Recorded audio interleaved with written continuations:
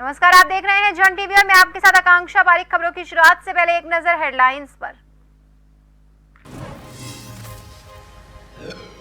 उत्तराखंड सचिवालय संघ का शपथ ग्रहण समारोह आयोजित। सीएम धामी ने नई कार्यकारिणी शपथ दिलाते हुए दी बधाई। नई कार्यकारिणी की शपथ ग्रहण समारोह हुआ आयोजित।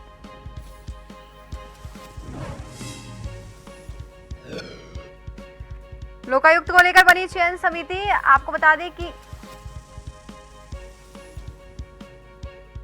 सीएम धामी की अध्यक्षता एक सदस्य के चयन को लेकर हुई बैठक।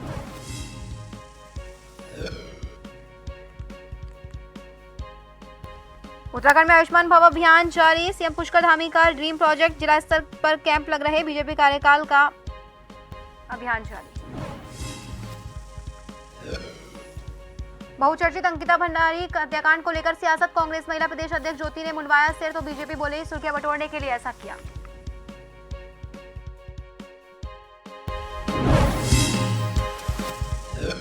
मानसून में आपदा से उत्तराखंड को 1417.51 करोड़ का नुकसान। जगह जगह सड़क और पुल टूटे। गन्ने की फसल हुई बर्बाद। आपदा सचिव बोले मदद के लिए केंद्र को भेजा जाएगा प्रस्ताव।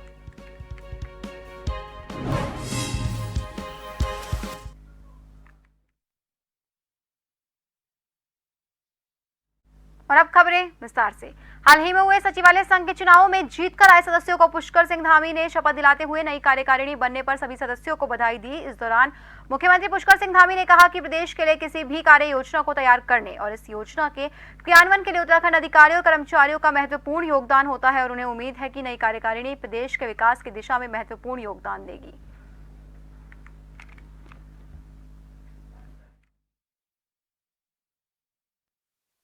हमारा एक ऐसा संस्थान है जहाँ से पूरे राज्य को संचालित करने का काम होता है। हमारे अधिकारीगण कर्मचारीगण उस काम को लगते हैं और सचिवालय संघ के लोगों का बहुत बड़ा योगदान है। राज्य को आगे बढ़ाना है, राज्य को हर दिशा में श्रेष्ठ राज्य बनाना है, हर क्षेत्र में हमको विकास की योजनाओं को धरातल पर उतारना है।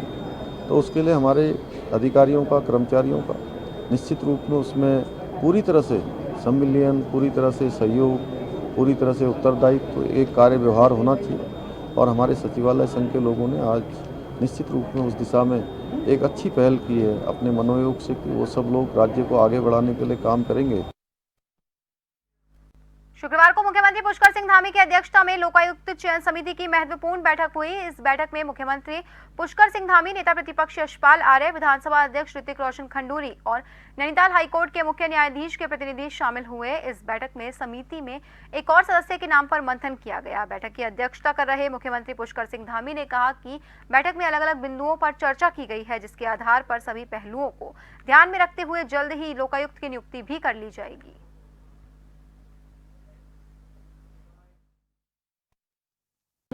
अभी प्रारंभिक रूप से जो उसकी प्रक्रिया है, उस प्रक्रिया के तहत बैठक हुई है और सभी पहलुओं पर उस पर आज चर्चा हुई है। जल्दी ही जो है उस पर हम लोग अंतिम कार्य योजना और उसकी चयन की जो प्रक्रिया है, उसकी सर्च कमेटी है, उसका गठन कर लिया जाएगा।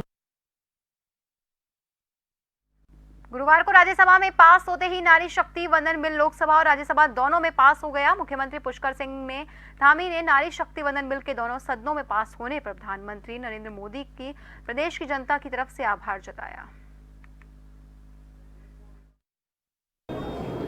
माननीय प्रधानमंत्री जी का मैं देवभूमि उत्तराखंड की तरफ से, मातृशक्ति की तरफ से, उत्तराखंड वासियों की तरफ से उनका आभार व्यक्त करता हूँ कि देश की आज़ादी के बाद मातृशक्ति के उत्थान के लिए उन्होंने ऐतिहासिक काम किया है। निश्चित रूप से हमारी मातृशक्ति को, माताओं बहनों को अब हर क्षेत्र में आगे आने का अवसर मिलेगा। ये अपने आप में ऐतिहासिक निर्णय है। इसके लिए माननीय प्रधानमंत्री जी का हृदय से अभिनंदन है। प्रदेश की जनता की समस्याओं के समाधान के लिए सरकार ने कई योजनाओं की शुरुआत की हुई है, लेकिन मुख्यमंत्री के चंपावत जिले में अधिकारियों ने सरकार कार्यक्रम जनता के द्वार का मजाक बनाकर रखा हुआ है, जिस वजह से जनता खुद को ठगा हुआ सा महसूस कर रही है। आपको बता दें कि बाराकोट ब्लॉक के नंदेड़ा ग्राम सभा में भी सरकार जनता के द्वार कार्यक्रम का आयोजन किया गया था, जिसमें दूर दूर क्षेत्र से लोग अपनी समस्या लेकर पहुंचे थे, लेकिन कार्यक्रम में ज्यादातर विभागीय अधिकारी नदारद रहे, जिससे ग्रामीणों में काफी आक्रोश है।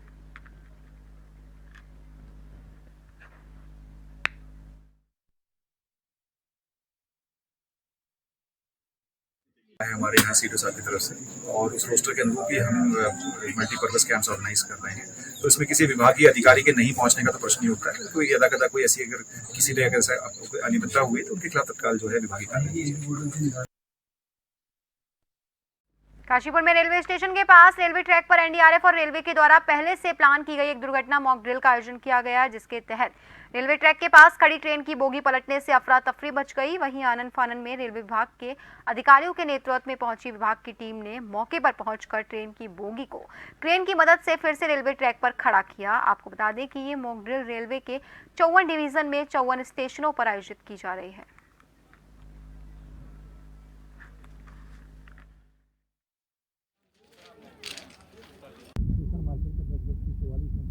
हमें सूचना मिली थी कि रामनगर कोलकाता जो समर स्पेशल ट्रेन है वो पलट गई है। सूचना पर तत्काल हमने जो जितनी भी हमारी स्टेट पुलिस की है, जैसे एसडीआरएफ हो गई, हमारी फायर की टीम हो गई, स्थानीय पुलिस हो गई, फ्लाइंग की फोर्स को तत्काल यहाँ पर मोबिलाइज किया गया।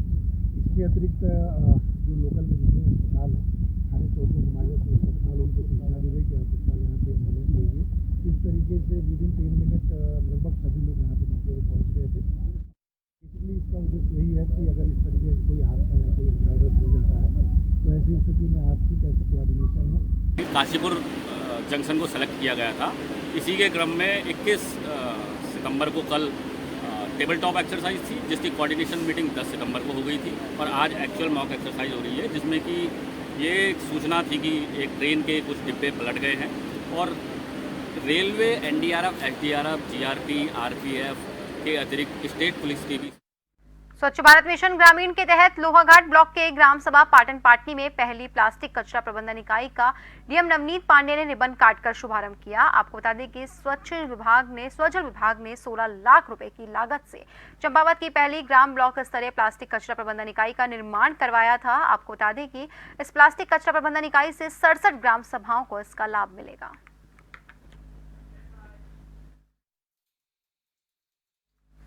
राजधानी देहरादून में लगातार डेंगू के मामले बढ़ते हुए नजर आ रहे हैं, जिसको लेकर स्वास्थ्य विभाग की नींद उड़ी हुई है। तो वहीं अब नगर निगम भी सख्त होने लगा है, क्योंकि नगर निगम के द्वारा लगातार पूरे देहरादून के अंदर सफाई अभियान चलाया जा रहा है और इसके साथ ही पूरे वार्डों में फॉगिंग करवाई जा रही है। और अब नगर निगम उन लोगों पर भी सख्त होता हुआ नजर आ रहा है जो लोग लार्वा को पनपने दे रहे हैं, यानी कि अपने आसपास सफाई नहीं रख रहे हैं, जिसको लेकर नगर निगम की टीम लगातार कार्रवाई करती हुई नजर आ रही है। क्योंकि नगर निगम के द्वारा घर घर जाकर लार्वा का निरीक्षण किया जा रहा है, और यदि किसी के यहाँ लार्वा पाया जाता है तो उस लार्वे को नष्ट किया जा रहा है। इतना ही नहीं, बल्कि उन लोगों पर जुर्माना भी लगाया जा रहा है।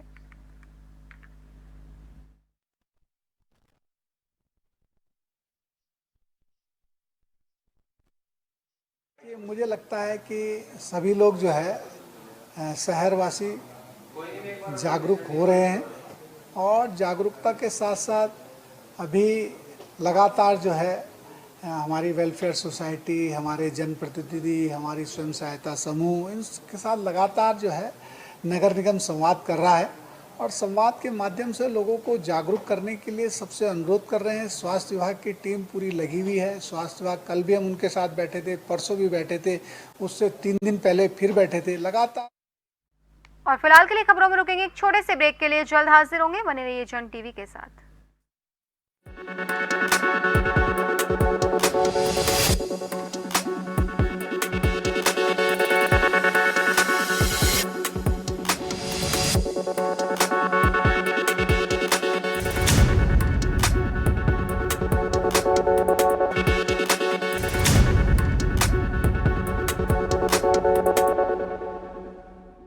आप सभी का स्वागत है। बढ़ते हैं अगली खबर की ओर। रुड़की के थाना भगवानपुर क्षेत्र के ग्राम मानुबास क्षेत्र में खनन माफियाओं की दबंगई का मामला सामने आया, जहां खनन माफियाओं के द्वारा भाई तो अपने घर जा, और हमारे बच्चों को मारन छेतन गाड़ी गिरफ्तार देने लगा। मैंने कहा भाई मारा मुंह नहीं बोलने लगा, मेरी लड़की मरी हुई, कह दी मेरी लड़की मरी कोई है, जुबान जबान जागती मर रही। मैंने उसके आगे हाथ भी जोड़े, वो नहीं मानना। फिर वो जी मानना बुला लिया, उसने मारा, छेती करने शुरू कर दी, वो मानना खूब छेत्या हमने। फिर दूसरा लड़का आया, हमने वो छेत्या। कितना आदमी थे उस टाइम? तो जी हम औरत इकट्ठी हो रही थी। क्या आपके साथ बदतमीजी करे? हाँ जी, 12 छेती पाई। हाँ। क्या क्या था उनका हाथ में? उनके हाथ में जी वो भी थी, वालियर पायलियर से क्या क्या ले रहे थे, वे भी ले रहे थे। और मैंने हाथ भी जोड़े जी, हमारा मुंह नहीं बोलने का, हमारा खून में मुंह बढ़ रहा, मेरी जुबान जागती मरी हुई, भाई मेरे घर पर ना बोल लो। हरिद्वार में नॉर्सन ब्लॉक के गांव लिबरहेड़ी में बहुत कम समय में स्वच्छ अभियान के तहत सफाई व्यवस्था को दुरुस्त रखने के एवज में ग्राम प्रधान शबनम को जिलाधिकारी ने शील्ड और प्रमाण पत्र देकर सम्मानित किया। और जो कि आप कह रहे हैं कि अवार्ड के लिए मुझे इस जिलाधिकारी जी ने जो हमें ये अवार्ड दिया है, सम्मान दिया है, तो उसके लिए बहुत बहुत खुशी हो रही है। और ये जो स्वच्छता सेवा जो पखवाड़ा चला है 15 तारीख से 2 अक्टूबर तक चलेगा, उसी के लक्ष्य में हमने अपने गांव में जगह जगह साफ़ सफाई कराई है। उसके लिए हमने छोटी गाड़ी और ट्रैक्टर की मदद से घरों से कूड़ा एकत्र करवाकर कूड़े घर में निस्तारण करा है। इसी उपलक्ष्य में हमारा काम उन्हें पसंद आया था। यहाँ के जो भी है हमारे गांव के सपोर्ट, गांव वालों ने भी हमें सपोर्ट किया है। जो हमने वर्कर लगा रखे हैं सफाई कर्मी, उनका भी पूरा सपोर्ट था इसमें। उसी हमारा उत्तराखंड का सबसे बड़ा गांव है। लिबरेड़ी के इतिहास में पहली बार ऐसा हुआ है कि किसी प्रधान को, किसी ग्राम पंचायत को फर्स्ट टाइम सम्मानित किया गया हमारे गांव लिबरेड़ी। जब से आज़ादी से लेकर अब तक के आज तक कभी सफाई की ऐसी कोई व्यवस्था नहीं। सुबह 6 बजे से ट्रैक्टर ट्रॉलियाँ और हमारे सफाई कर्मचारी घर घर जाकर गलियों में सफाई करते हैं और कूड़ा एकत्रित करने का कार्य करते हैं। और शाम के लगभग 5 बजे तक ये काम डेली चल रहा है। जब से प्रधान जी हमारे 29 सितंबर 2022 से निर्वाचित हुए और शपथ ग्रहण से अगले ही दिन गांव के प्रवेश द्वार से यानी कि 2 अक्टूबर महात्मा गांधी जी की जयंती के उपलक्ष्य से ये कार्य शुरू कर दिया था। और ये लगातार कंटिन्यू, एक भी दिन ही नहीं रुका और ये काम लगातार चल रहा है। लक्सर नगर में बीचों बीच बना फ्लाईओवर ब्रिज इस समय हादसों को चुनौती दे रहा है। आपको बता दें कि फ्लाईओवर ब्रिज के ऊपर बने सड़क में जगह जगह गड्ढे हो चुके हैं और यहां तक कि सड़क के अंदर से सरिये भी बाहर निकले हुए हैं। इस वक्त हम मौजूद है लक्सर फ्लाई ओवर ब्रिज के ऊपर। मैं आपको दिखाना चाहूँगा कि लक्सर ओवर ब्रिज के ऊपर जो सड़क बनी हुई है वो पूरी तरीके से जर्जर हो चुकी है। यहाँ तक कि सरिये भी उसके साफ दिखाई दे रहे हैं। लगातार यहाँ से बड़े जो वाहन हैं वे होकर गुजर रहे हैं, लेकिन जो विभाग है वो इस ओर कोई ध्यान नहीं दे रहा। हालांकि लक्सर के जितने भी अधिकारी हैं वे इसी रोड से होकर गुजर रहे हैं, लेकिन उनको यह दिखाई नहीं दे रहा है। पहले भी कई लोग अपनी यहाँ हादसे में जान तक गंवा चुके हैं, बावजूद इसके लक्सर प्रशासन का इस ओर कोई ध्यान नहीं है। अब देखना यह होगा कि लक्सर प्रशासन इस ओर क्या संज्ञान लेता है। फिरोज अहमद, जन टीवी, लक्सर। खबर लक्सर से है। गांव के आम के बाग में पेड़ पर फंदे से 42 वर्षीय व्यक्ति का शव लटका हुआ मिला। सूचना मिलने के बाद पुलिस मौके पर पहुंची। लक्सर पुलिस ने शव को अपने कब्जे में लेकर पीएम के लिए भिजवाया। मृतक की शिनाख्त शहजाद पुत्र मकसूद के तौर पर हुई। भारतीय जनता युवा मोर्चा लालकुआ मंडल अध्यक्ष प्रमांशु श्रीवास्तव के नेतृत्व में युवा मोर्चा और विद्यार्थी परिषद के कार्यकर्ताओं और पदाधिकारियों ने मुख्य चौराहे पर द्वाराहाट विधायक मदन बिष्ट का पुतला दहन किया। इस दौरान कार्यकर्ताओं ने द्वाराहाट के कांग्रेस विधायक मदन बिष्ट पर गंभीर आरोप लगाए। द्वाराहाट विधायक मदन बिष्ट जी द्वारा जो एक शिक्षक के संग अभद्रता की है, कॉलेज के परिसर में जाकर उनके संग गाली गलौज करी, काफ़ी उल्टा सुल्टा बोला, शिक्षक को बेइज्जती करी शिक्षक की, और हमारी भारतीय जनता पार्टी के बारे में भी बहुत कुछ बोला है उन्होंने। इसलिए पूरे प्रदेश में युवा मोर्चा द्वारा जो पुतला फूका जा रहा है, आज हमने लालकुआ में भी पुतला फूक के उसका विरोध किया है। मदन बिष्ट कांग्रेस के विधायक है। वहाँ के जो टेंडर था कि मतलब कॉलेज का जो टेंडर आता है उनको नहीं मिला वो टेंडर। इस चंद पैसों के लिए उन्होंने वहाँ के निदेशक को गाली दी, जो कि सरासर गलत है। वहाँ के कॉलेज के कुछ स्टूडेंट ने वहाँ के उनके खिलाफ नारेबाजी की और वहाँ के कॉलेज में पुतला भी दहन किया गया। इसी को देखते हुए हम पूरे उत्तराखंड में युवा मोर्चा द्वारा पुतला दहन की जा रही है। जो द्वाराहाट में जो यूनिवर्सिटी है, विपिन त्रिपाठी यूनिवर्सिटी, वहाँ पर जो कॉलेज में टेंडर पास होने थे, वो वहाँ के डायरेक्टर ने टेंडर जो है बीजेपी के किसी नेता को पास करवाए, क्योंकि वो उनकी ईमानदारी के उससे। लेकिन वहाँ जो विधायक थे, मौजूदा विधायक जो है मदन बिष्ट, उनकी ये नाराज़गी जताते हुए उन्होंने उस कॉलेज के डायरेक्टर को भला बुरा कहा, रात में जाके उनके घर में जाके भला बुरा कहा, जो कि सरासर गलत है। और इस चक्कर में पूरे कॉलेज के वहाँ पर भी इनका पुतला दहन किया गया था और पूरे उत्तराखंड में युवा मोर्चा द्वारा भी ये पुतला दहन किया जा रहा है। 7 फरवरी 2021 को रैणी घाटी में स्थित ऋषि गंगा नदी में अचानक जल सैलाब आया। रैणी घाटी में स्थित विद्युत निर्माणाधीन company Rishi Ganga power project उस रोज भीषण तबाही के चलते पल भर में गायब हो गई, जहां हर दिन की तरह कई मजदूर काम कर रहे थे। जल सैलाब की वजह से पल भर में सभी मजदूर गायब हो गए, जिनका अभी तक कुछ पता नहीं चला।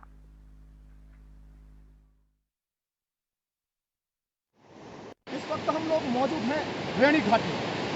इस रैणी घाटी में 2021 रविवार सुबह 10:30 बजे जबरदस्त तबाही देखने को मिली और खास बात तो यह है कि आज भी इस जगह पर तबाही के सारे मंजर देखे जा सकते हैं, जो कि मैं आपको तस्वीरों के माध्यम से दिखाने वाला हूँ। पहली तस्वीरें आप देख सकते हैं मेरे पीछे ऋषि गंगा नदी आप देख सकते हैं, जिस नदी में आज पूरे तबाही के नज़ारे साफ साफ देखे जा सकते हैं। ये देख सकते हैं किस तरह से ऋषि गंगा नदी का विकराल रूप आज भी किस तरह से बना हुआ है। तस्वीरों में आप देख सकते हैं, ये ऊपर की तस्वीरें आप देख सकते हैं। दूसरे नंबर की तस्वीरें यहाँ पर Rishi Ganga power project company का बैराज हुआ करता था, जो बैराज पूरी तरह से गायब हो चुका है। थोड़ा टनल दिखाई दे रहा है, तस्वीरों में आप देख सकते हैं। मैं कैमरामैन साथी से ज़्यादा गुजारिश करूँगा जहाँ इस टनल को भी दिखाएं ऊपर तक। ये देख सकते हैं टनल का नज़ारा। टनल थोड़ा यहाँ पर बचा हुआ जरूर है, लेकिन आप देख सकते हैं पूरी खंडर में तब्दील हो चुकी है Rishi Ganga power project company. नीचे आप देख सकते हैं भयानक रोंगटे खड़े करने वाली तस्वीरें हम दिखाने वाले हैं आपको। ये देख सकते हैं, ये बैराज साइड, ये देख सकते हैं ये बैराज साइड है और यहाँ पर कार्य पूरा हो चुका था, लेकिन पूरा देख सकते हैं खंडर में तब्दील हो चुका है। नदी का विकराल रूप देख सकते हैं ऋषि गंगा पावर प्रोजेक्ट का। और ऊपर आप देख सकते हैं पुल, जो पुल बीआरओ के द्वारा उस रोज बनाया गया था। नीचे आप देख सकते हैं तस्वीरों में वो पुल का जो दो ढांचे आप साफ साफ देख सकते हैं तस्वीरों में। पुल के थोड़े ढांचे जरूर दिखाई दे रहे हैं आज सबूत के तौर पर, लेकिन अब यहाँ पर इस जगह पर कुछ भी नहीं बचा हुआ है। अब तो इंसान के इस जगह पर आने में भी रोंगटे खड़े हो जाते हैं। काफी डर महसूस होता है इस जगह पर आने में। कैमरामैन साथी रोहित रावत के साथ नवीन सिंह, रैणी घाटी। जोशीमठ की उर्गम घाटी की लोकजात यात्रा भगवती नंदा स्नूल को बुलाने मैनवाखाल के लिए 19 छतोलियां रवाना हुई, जो रात्रि विश्राम वंशी नारायण के पास रिखडारा उड़ियार में करेंगी, जहां पंचगई की छतौली के साथ मिलन होगा और रात्रि भर जागर गायन किया जाएगा।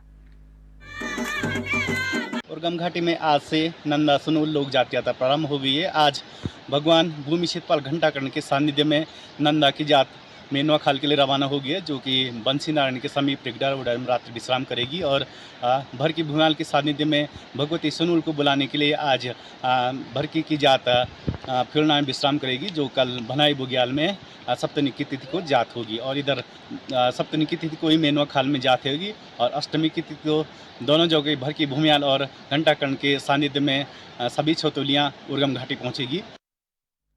राजधानी देहरादून में लगातार डेंगू के बढ़ते हुए मामले नजर आ रहे हैं, जिसको लेकर स्वास्थ्य विभाग की नींद उड़ी हुई है। तो वहीं अब नगर निगम भी सख्त होने लगा है, क्योंकि नगर निगम के द्वारा लगातार पूरे देहरादून के अंदर सफाई अभियान चलाया जा रहा है और इसके साथ ही पूरे वार्डों में फॉगिंग कराई जा रही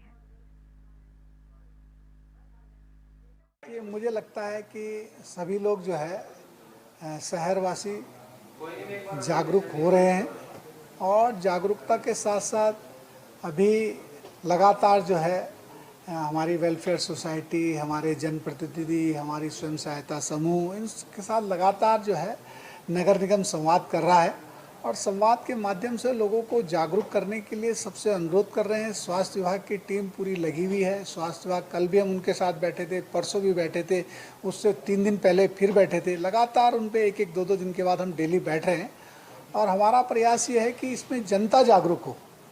हर घर की जिम्मेदारी, अपने परिवार की जिम्मेदारी अगर हम स्वयं उठा लें, अपने घर की जिम्मेदारी अगर हम स्वयं उठा लेंगे तो डेंगू को हम 1 हफ्ते में जो है उसको नियंत्रित कर लेंगे।